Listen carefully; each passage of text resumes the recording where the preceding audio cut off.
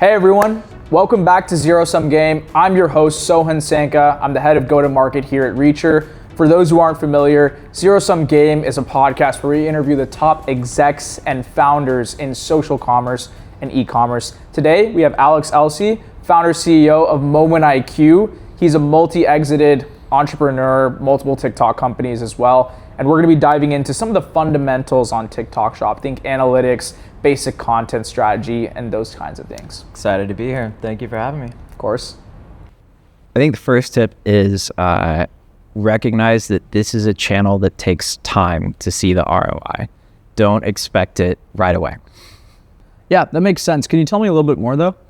Yeah, I think that most performance marketing channels, within 2 or 3 months of launching it, you're within 25% of endpoint optimization, right? It kind of goes like this in efficiency. But TikTok Shop is actually the opposite. It takes a lot of pain to get to that efficiency. And so it's understanding that it's not going to be a linear journey to ROAS efficiency. It's going to take a long time because it's you're hitting a different audience. It's a very different type of channel, and it takes time to build your content library, to build your customer demographic the algorithm's hitting, and to build the frequency of how many times you've hit this new audience with different creatives, right? What are your thoughts? Yeah.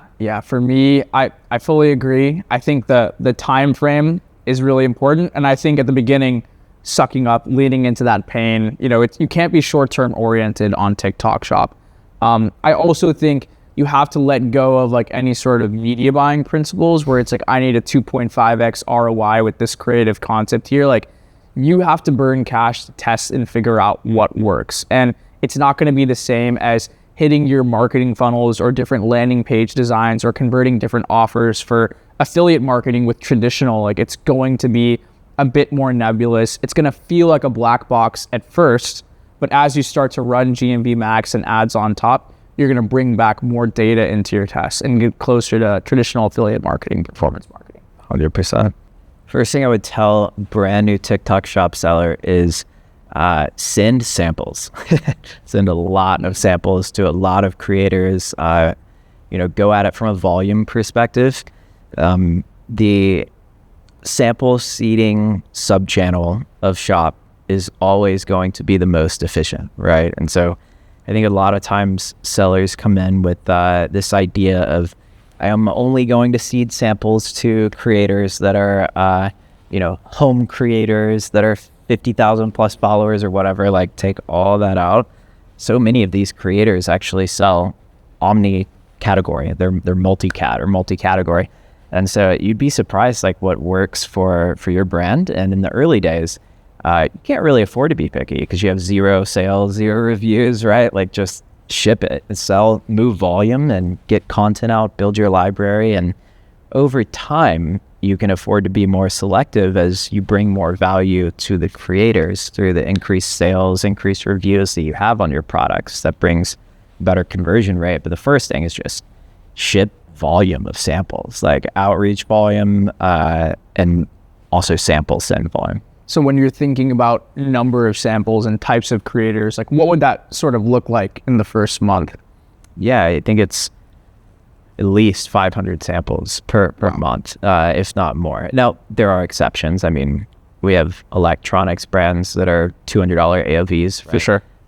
But in general, 500 plus samples per month, and really being aggressive on the criteria that you're setting as minimums for creators. So like, as long as they're selling $300 a month, $500 a month of GMV, somewhere around there, ship it, multi-category, all of them, just move volume.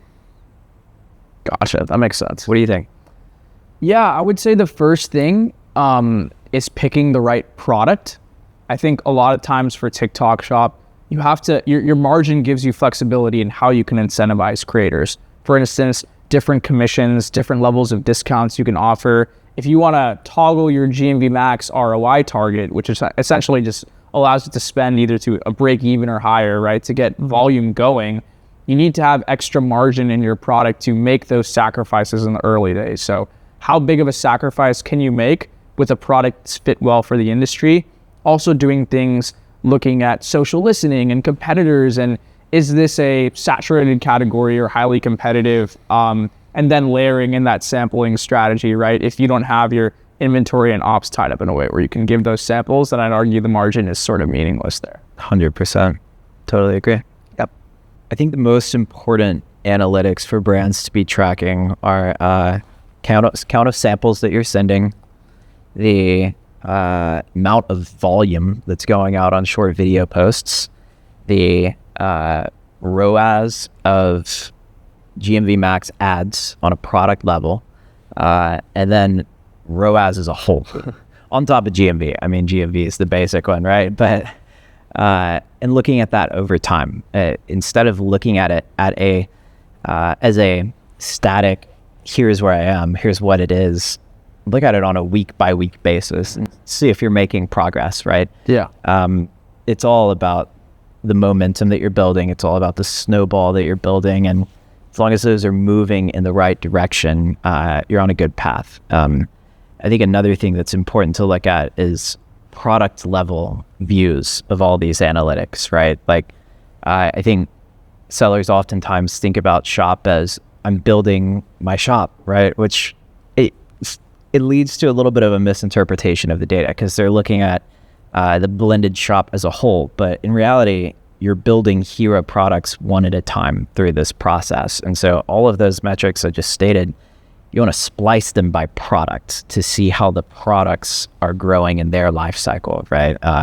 The hero metrics, if you look at it blended, they can be skewed. Like if you launch 3 new products in a month, maybe your blended ROAS and everything else starts looking worse, but that should happen if you're launching immature products and building those, right? But looking at it on a product level, making sure the momentum is building as a whole and reacting. Maybe a product's not meant for this channel, right? And reallocating and give the people what they want. When you're looking at those metrics in the first month or so, like what should like general trends look like for like samples, volume, efficiency? Like what's a good benchmark for brands to sort of compare themselves to? Yeah, it's a great question. And in the first month, it's hard to get much signal of data because there's real lag times that happen in this pipeline, right? Like first month, the main thing is send a ton of samples, send 500 plus samples, right? But when you send a sample, it takes, say, 5 days to get to the creator. The creator has 14 days after that to post. When they post, takes a little bit of time to get organic signals, and then that determines whether it's fed into the ads. If it's fed into the ads campaigns, takes days or a week plus. First of all, it goes into a queue for testing. Yeah. And then if it actually passes and does well in the ads campaign, then it actually allocates up to optimization, right? So you're looking at like a month and a half after you send a sample to see the results in a real way, even in just a moment in time. But that sample will drive sales for months, you know, if it takes off. And so it's in the beginning, in the early days, it's about making sure you're doing the higher funnel metrics, right? Making sure you're sending the samples, making sure that you're allocating the samples to the right products that are taking traction, catching traction, right? That the creators like getting, all of those things.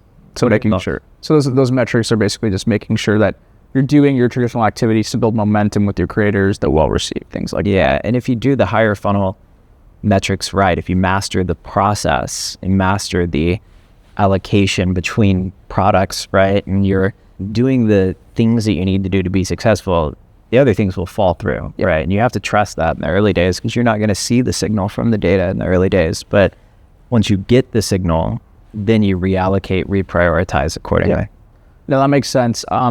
I think for me, agreeing with all those metrics, what I would largely be tracking is some of the creative data as well.